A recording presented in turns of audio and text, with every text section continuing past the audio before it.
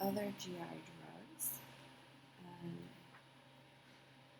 This is going to be, I just want to make sure I give you the correct information before I get started. It's going to be chapter 66. Let's put this in presentation mode for you. Okay, so we're going to review GI drugs. Antiemetics, which are going to be your serotonin antagonists. You can use glucocorticoids, substance P neurokinin 1 antagonists, dopamine antagonists, cannabinoids, benzodiazepine, or there's going to be antidiarrheals, so you're promoting constipation. You can also use immunosuppressants for drugs for inflammatory bowel disease, which are going to include your 5-aminosalicylates, allocetron, lubiprostone, glucocorticoids, or immunomodulators or immunosuppressants. So antiemetics, why are we going to give antiemetics? They're given to suppress nausea and vomiting. So the emetic response is complex that occurs after activating a vomiting center in the medulla oblongata. I believe it's actually, so you can see on page 606, there's a beautiful diagram of the brain, and 66.1 is the figure. I always want to say it's the postrema area of the brain, which is the part of the medulla oblongata that promotes nausea vomiting, okay? I'm just double checking before I fully commit you to that, but that is correct. Several types of receptors are involved in emetic response, which is why the drugs that we have hit them. So serotonin, glucocorticoids, substance P, neurokinin 1, dopamine, acetylcholine, and histamine, all right? Mainly the drug that we prefer to use are going to be your serotonin receptor antagonists. These drugs are highly effective, such as Zofran ODT, Zolplans. It's the first serotonin receptor antagonist approved for chemo-induced nausea vomiting. So our patients who really benefit long-term from these drugs are patients who are chemo patients. And there is anticipatory nausea vomiting, there's acute, and then there's a delayed response. And there will be another lecture that is on chemotherapeutic agents. And just because your patient is on chemo does not mean that they are going to be on what's called a highly emetogenic regimen. Emetogenic meaning that there are different combinations of chemotherapy that have a range of potential for causing nausea vomiting. Some patients could be on a moderate, some patients can be on high, and so one of the things that we do, especially when I worked in a cancer clinic, is we want to ensure that patients' side effects are well managed. We want them to be able to complete their course of chemotherapy, especially if their chance of survival is high. We want to provide them the best quality of life that we can, right? So there's, in addition to Zofran, there's granisetron, dolasetron, palonosetron, and these are going to be different formulations of them. The biggest things that I want you guys to keep in mind for the use of these serotonin receptor antagonists is that they are not benign. If you have a patient that is on azithromycin, maybe Haldol, and then a serotonin receptor antagonist, and you have a baseline QTC that's elevated, the combination of these agents in that patient is going to prolong their QTC interval. And so having that follow-up EKG is important. I've seen patients go into torsades and then code after being on these drugs. You don't need the combination of all three. Just having one on top of a prolonged QTC is enough, okay? The other thing is these products can come in patches, they can come in IV formulation. And then they can come in ODT, which stands for oral disintegrating tablet. It goes under the tongue. It's not grape flavored, it's strawberry flavored. And here's the thing that's really interesting. If your patient is already feeling nauseated, it can actually worsen the nausea. I don't know if any of you have taken Zofran. There does come a point in time if you take it where you're just so nauseated, it actually does make you throw up. I've personally had that happen. It is strawberry flavored, but when I say strawberry flavored, it kind of tastes to me personally like you've licked an envelope and the envelope had that strawberry flavoring but still has that weird little tangy aftertaste, okay? And it's a strange comparison, but I want you to be able to think about when you're asking someone who already doesn't feel well what the process is of taking that medication. So the cool thing is it's more effective when taken or used with dexamethasone. You can prescribe methylprednisolone as well. Dexamethasone is the one that I tend to see more commonly prescribed. I believe it's about a 10 milligram prescription for chemo-induced nausea, vomiting, or anticipatory. The mechanism or combination of synergy there, I don't believe is well known, but it does make a difference. And for the patients that are coming in for chemotherapy, we will have them take it a few days before they come in. So it could be a combination of dexamethasone, Zofran, and then maybe a benzodiazepine like Ativan. And this is before they come in for the chemotherapy, and then again when they are being pre-medicated at the infusion center or in the hospital. So basically everything else I just said. You can also have substance P neurokinin 1 antagonist, which is a prepitant. It blocks neurokinin 1 type receptor for substance P. It has a prolonged duration of action. It's generally well tolerated.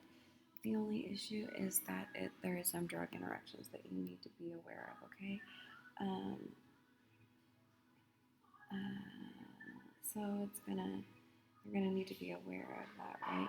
So the only issue with this drug is that you need to make sure that the prescription itself is covered. I always struggle with this because you may have a patient who's on a highly immunogenic regimen and they're still going to want you to start with the Zofran, the Dex, and the benzodiazepine.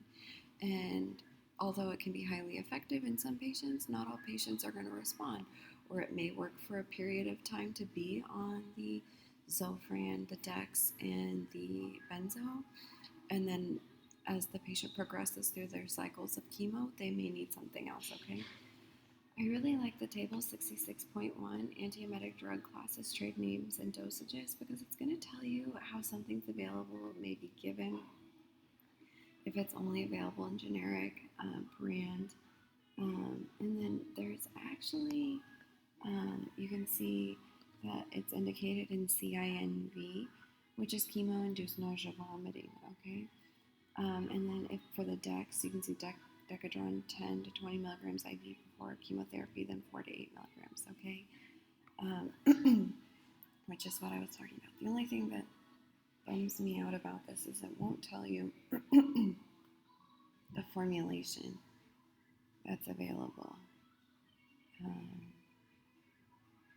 And I think that's important, especially if you're looking at the serotonin antagonist. I want to say it's either, I'll look it up and then get back to you.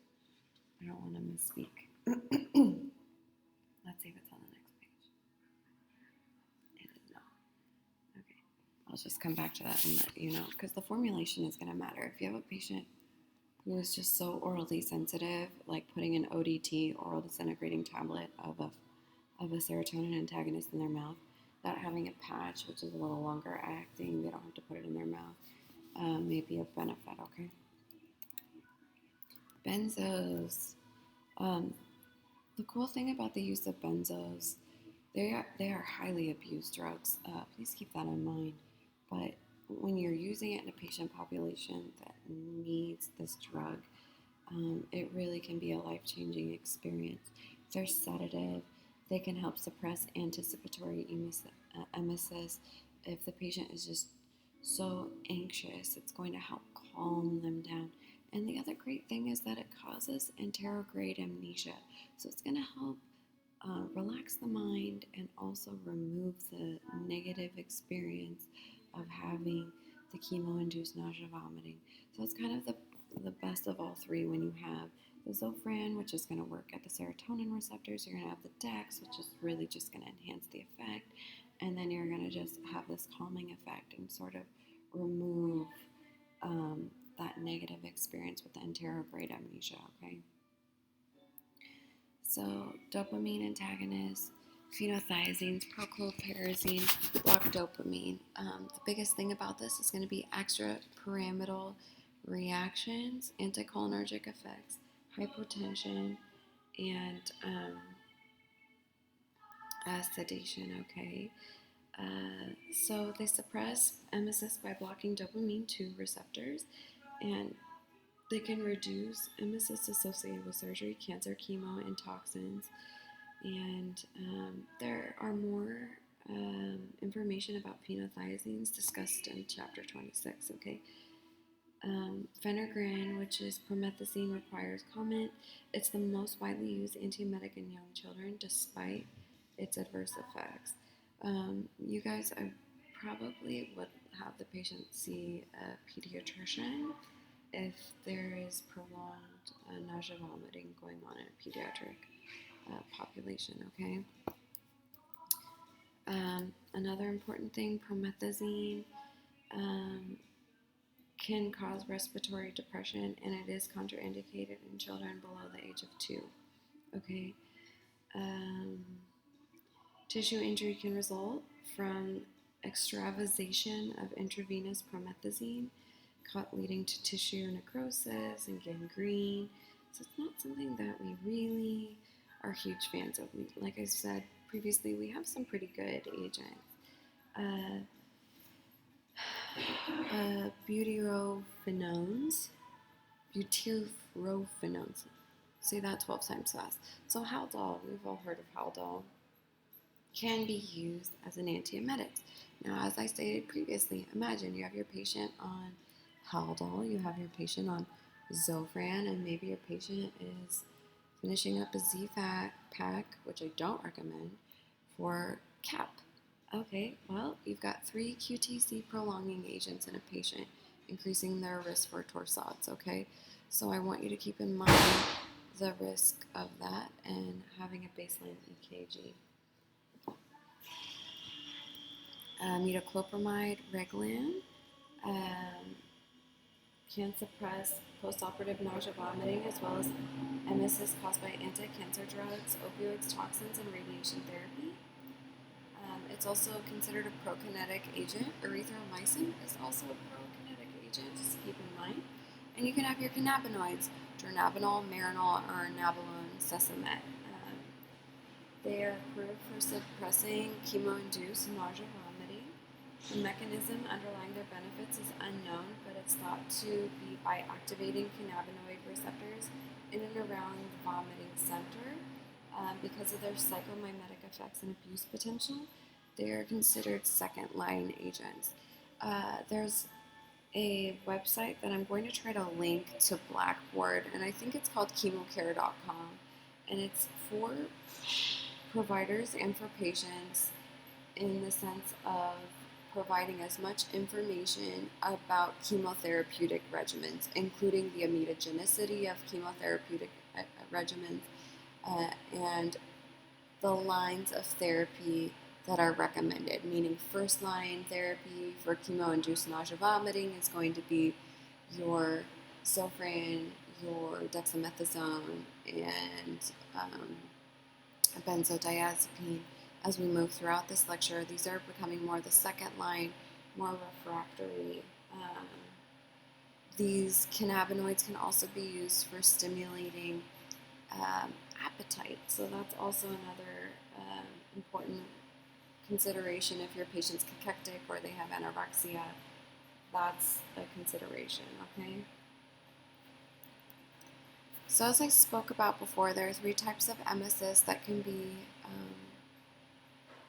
considered. There's anticipatory, before you have the chemo. There's acute, within a few hours or a day. and then delayed is 1 day or longer after chemotherapeutic administration. Then there's nausea of vomiting in pregnancy. Okay, so not all women who are pregnant experience nausea vomiting. There are a lot of over-the-counter products. There is a prescription medication that's called diclegus, which I believe is doxalamine plus vitamin B. But the biggest component that you can do is,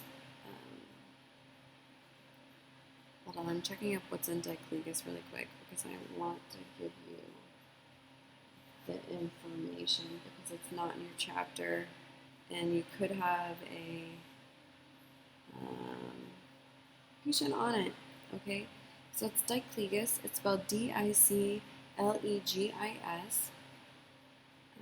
It is doxalamine and pyridoxine. It's a 20 milligram, and it's extended release. Okay, and then there's Bongesta, which is exactly the same, just silly, funny, long names for the same thing, but they're indicated and FDA approved for morning sickness in pregnant women, okay? It's not known if they're safe in patients with hyperemesis gravidum, but I believe that they are prescribed to other patients who may be having nausea and vomiting. Some patients may have nausea vomiting only in the first trimester up to the second, and some patients may have it all the way through their entire pregnancy. So there are over-the-counter products. You can have the motion sickness bands that push on pressure points. The other thing is if your patient isn't having any what's called aversions, dietary aversions, you may be able to have them try some ginger. That could be fresh ginger. For me, it was actually interesting. I had my husband go buy pickled ginger, and I was okay with that. Having sort of a brat diet is also a consideration. Hormone changes, again, cause changes in bowel habits. So being on the brat diet is not recommended long term, especially if the patient's pregnant, right? You're growing, developing a baby, you want balance. There's a lot of nutritional deficiencies, but maybe having some crackers and bananas, small meals throughout the day, changing the way that the patient eats, right? Because we have this large change in hormones. We often forget that hormones really do influence our gut and gut health, okay? So finding balance for your patient is going to be important. Often recommend the ginger, small amounts of the saltine crackers, maybe sipping on some warm lemon water with ginger may be helpful as well, okay? Drugs for motion sickness, scopolamine patches. You need to be very careful in patients that have any urinary retention issues, blood pressure issues, if they're elderly patients because it causes blurred vision or drowsiness. Anyone who's already having difficulty seeing, it's a great agent if you don't have a lot of comorbidities, but if you do, it's something that needs to be discussed and reminded the patient. Now remember, a lot of these products are available over the counter. So having that type of discussion of, hey, Mr. Jones, I remember you mentioned you're going on a cruise. Have you ever experienced motion sickness before? What do you tend to use when you go on your cruise? Because I know you're on these medications for BPH, or I know you're on your dementia medication. And reminding them and letting them know that just because something is sold over the counter, one, doesn't mean that it's going to be the best product for them or that it's safe, okay? So, as mentioned before, you can use antihistamines like Benadryl, meclizine, cyclizine. It's interesting, they'll say non-drowsy product. For a majority of them, they're pretty sedating. So because of H1 receptor blocking, okay? Muscarinic receptor blocking as well. There it is with your urinary retention and constipation. Diarrhea, cha-cha-cha, it happens to all of us. Causes are various. It can be pregnancy induced, it can be drug induced, it can be because you had some bad tacos. The biggest issue is dehydration and electrolyte depletion, right? And we don't want our patients to be having diarrhea for a prolonged period of time because then they need to be evaluated if there's an additional etiology. A about 1,500 mLs of fluid, I believe, go through the colon, and diarrhea is where the colon is not reabsorbing the fluid, so the fluid is coming out, whereas constipation is, there's an over excess of reabsorption of the fluid, so the stool is coming out desiccated and hard. So you need to diagnose and treat the underlying cause of the diarrhea and replace the lost water and salt. Some patients like Gatorade. Gatorade has a lot of junk in it. There are some other things that are available. When I was taking a functional sports medicine class, they actually recommended coconut water, unsweetened, unflavored, which has quite the taste. You also need to be aware of heart failure patients, renal patients that are having diarrhea, right? That's of concern because they're very sensitive to fluid shifts and electrolyte abnormalities. The other thing is you want relief of cramping and reduction of passage of unformed stools. So we have two classes. We have specific antidiarrheal agents and non-specific antidiarrheal drugs.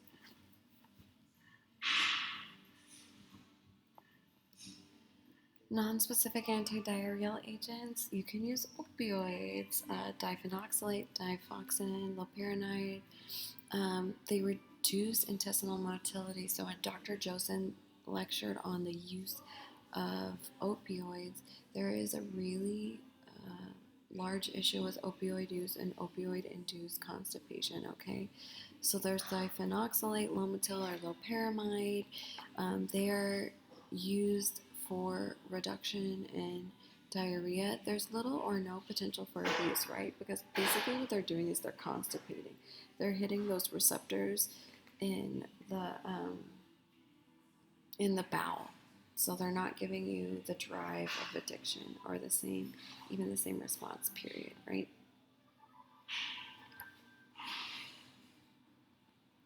Non-specific antidiarrheal agents, management of infectious diarrhea. So there is a point where we want the diarrhea to come out, right? It's infectious. We don't want the body to hold on to it and retain it. We need it to come out, but to a point.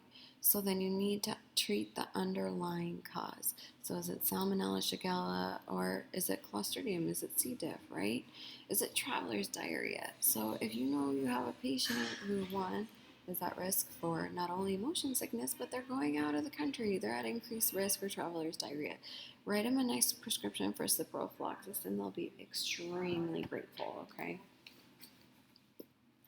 Irritable bowel syndrome. So on page 612, drugs for irritable bowel syndrome, you're going to have alisatron, aloxidone, lubiprostone, and Linzess, right? And it's going to give you the indication, the mechanism of action, the preparation, and the usual adult dose, okay?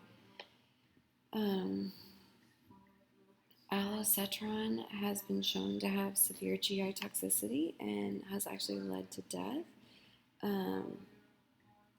It is indicated in, indicated in women.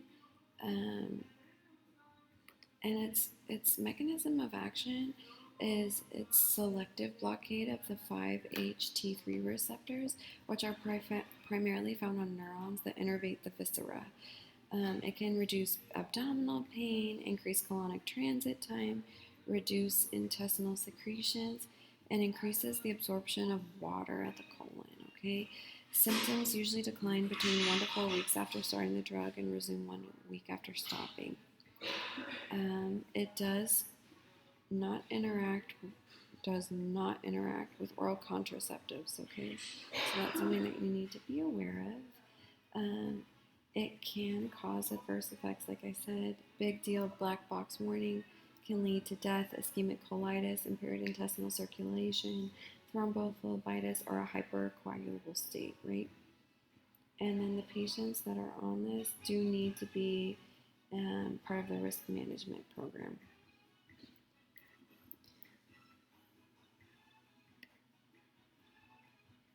Okay, so inflammatory bowel disease, you're going to have the table 66.5 therapeutic options for inflammatory bowel disease, and it's going to give based off disease intensity, mild, moderate, severe, refractory, remission.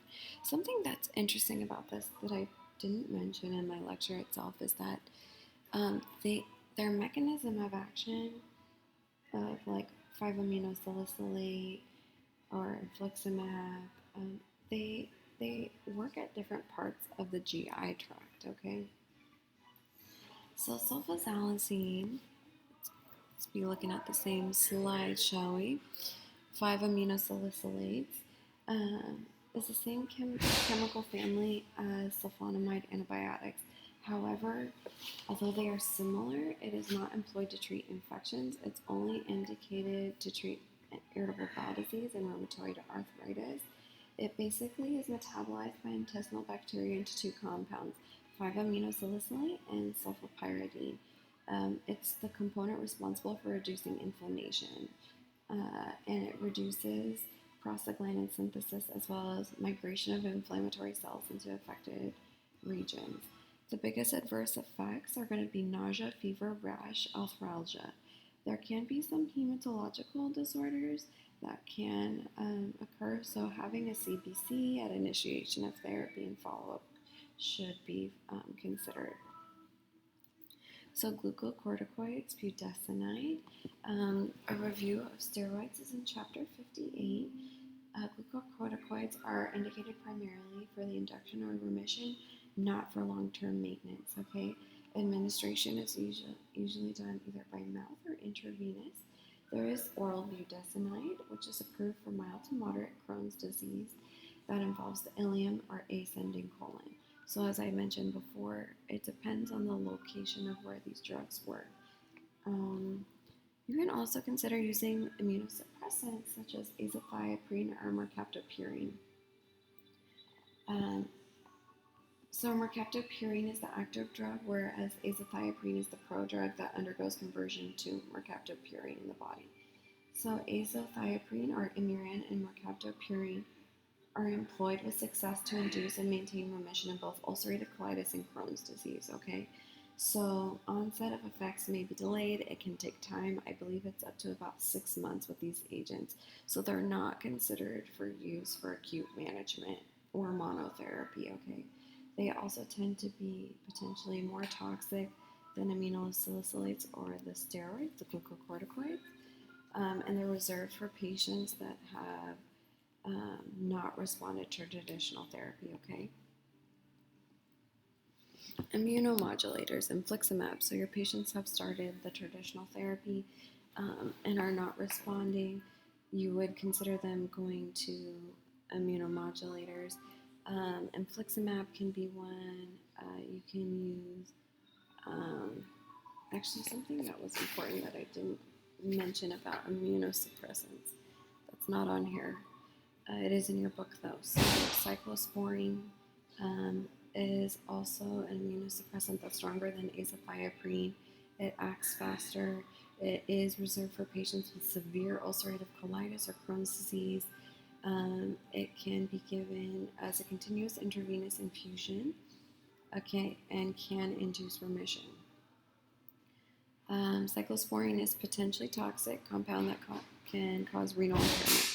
Another drug that could be used is methotrexate. You need to be careful because methotrexate is also used high doses in chemotherapy patients. It has a large impact on the liver, so you would need baseline liver function tests before being able to give it. So as I was discussing before, back to immunomodulators, you can have infliximab, which is Remicade, is a monoclonal antibody designed to neutralize TNF-alpha, tumor necrosis factor alpha. It's indicated for moderate to severe Crohn's disease. So you can use this as treatment for that. Treatment consists of induction regimen of 5 mg per kg infused at week 0, 2, and 6, followed by maintenance infusions of 5 mg per kg every week thereafter, okay? Antibiotics can be used.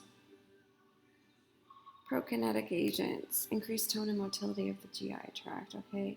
I've mostly seen prokinetic agents really used in diabetic gastroparesis. You can give oral metoclopramide, which is indicated for diabetic gastroparesis and GERD. Can also be used IV for chemo-induced nausea vomiting.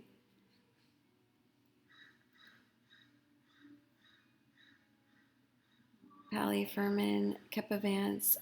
This is a drug that can be used for reduction in oral mucositis. So that chemo care website also reviews if a regimen is going to cause oral mucositis. Not all patients that are on chemotherapy are going to get oral mucositis, but it is a consideration that you need to be aware of, right? It's very ulcerative and causes a lot of discomfort in the GI tract, okay? So we can give something called Magic Mouthwash, Green Dragon. It's a solution that treats mouth sores that can be extremely painful. It typically consists of an antihistamine or anticholinergic agent, a local anesthetic to reduce pain and discomfort, an antacid, an antifungal to reduce oral fungal growth, a steroid, and an antibiotic. Okay, Palifermin is more probably more expensive, right? It stimulates proliferation, differentiation, and migration of epithelial cells to promote healing. Pancreatic enzymes. Okay, so pancreatic enzymes are important. Some patients can have deficiency of pancreatic enzymes if they've had cystic fibrosis, their pancreas has been removed, they have pancreatitis, so inflammation of the pancreas, or they have obstruction of the pancreatic duct. Their clinical use is important because, as we know, we need pancreatic enzymes. They help promote the digestion of fats. So if your patient's coming in with a lot of fatty stools,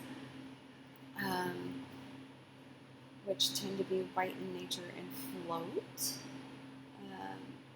this would need further workup, most likely GI referral, right? So pancreatic enzymes are secreted into the duodenum, where they help digest fats and carbohydrates. They protect enzymes from the stomach, acid and pepsin. The drugs that are available for pancreatic enzymes come in different strengths. The most common ones I've seen are Creon, Pancrease, and Zenpep. You can have drugs that dissolve gallstones that also are used. I have only seen ursodiol used. Does not increase bile acids, reduces cholesterol content of bile, and leads to gradual dissolution of stones. Anorectal preparation. So patients who have hemorrhoids. This is important because hemorrhoids are very uncomfortable. Some patients can be genetically predisposed to them. Women who have had children, vaginal delivery may have hemorrhoids. Patients who suffer from severe GI issues ranging from constipation to diarrhea may also have them. And they can be really inflamed, they can be bloody and uncomfortable. So there are over-the-counter products that are available, local anesthetics, hydrocortisone, emollients, and astringents. So witch hazel, there can be cooling pads that are used that contain witch hazel. There are emollients that can be used over-the-counter. There are also like Preparation H. Preparation H comes in a cream. It can have a steroid combination to it. There can be nitroglycerin use, Rectiv, which is a 0.4% nitroglycerin ointment used for relief of moderate to severe pain caused by chronic anal fissures, okay? This condition, not only is it uncomfortable, but it can also be very embarrassing to share with someone, explaining, that it's happening to them, it's at their anus, it's a very sensitive area to have someone examine.